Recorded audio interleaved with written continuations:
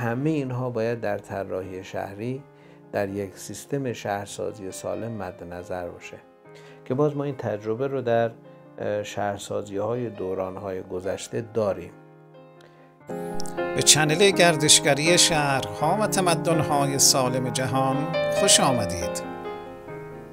زمانی که شاهرخ تیموری در حدود 600 سال قبل بر ایران حکومت داشت، میگن همسر شهبانو گوهرشاد بیگم تصمیم میگیره بنای عظیم و باشکوهی بسازه و براش خیلی مهم بوده که کارگران و معماران یه سری شرایطی رو که براشون میذاره در زمان کار رعایت کنم.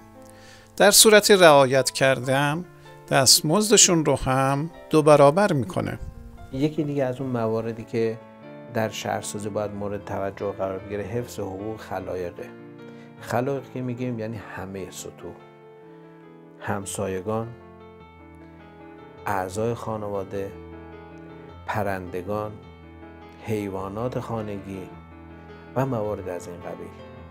همه اینها باید در طراحی شهری در یک سیستم شهرسازی سالم مد نظر باشه که باز ما این تجربه رو در شهرسازی های دوران های گذشته داریم.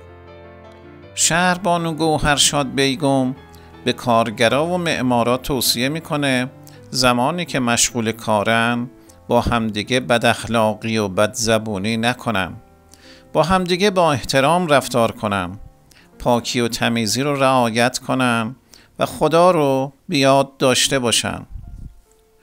او به خوبی به این راز مهم در 600 سال قبل پی برده بود که بد اخلاقی ها و احساسات منفی ارتعاشات و امواج منفی رو ایجاد میکنه و این در ساخت بنا اثر منفی به جا میذاره و افرادی که بعدها میخوان از این بنا استفاده کنن حس خوبی بهشون دست نمیده و این موضوعیه که امروزه طبق قانون ارتعاشات ثابت شده. ارتعاشی که از جانب شما ارسال میشه بر روی امواج دیگران هم تأثیر میذاره. مثل این که وقتی یک فرد شاد وارد مجلسی میشه تمامی جو اونجا تبدیل به شادی میشه، اما وقتی یه فرد ناامید وارد مهمونی میشه همه درگیر این موج منفی میشن. شهربانو گوهرشاد بیگم یه توصیه خیلی قشنگ دیگه هم در مورد رعایت حقوق حیوانات در 6 قرن قبل داره که اونم شنیدنیه.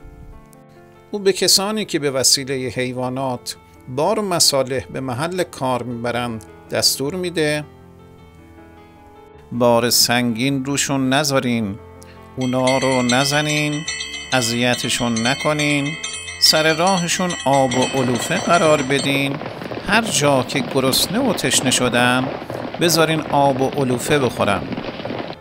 نهایتاً با این ظرافت‌ها و حساسیت‌های خاص کار ساخت بنا رو با نظارت معمار برجسته اون زمان قوام الدین شیرازی در سال 821 قمری به اتمام میرسونه. اگه امروز میبینیم این اثر با شکوه و زیبا این همه بازدید کننده داره و در هر ساعتی از شبان روز مردم در اونجا حاضر میشن و احساس امنیت و آرامش خاصی بهشون دست میده، به طور قطع و یقین میشه گفت این نگرش های خاص شهبانو گوهرشاد بیگم بوده نسبت به رعایت حقوق خلایق و توجه به انرژی های مثبت زمان کار که سبب شده هم خودش و هم اثری که ساخته جاودانه و ماندگار شوند.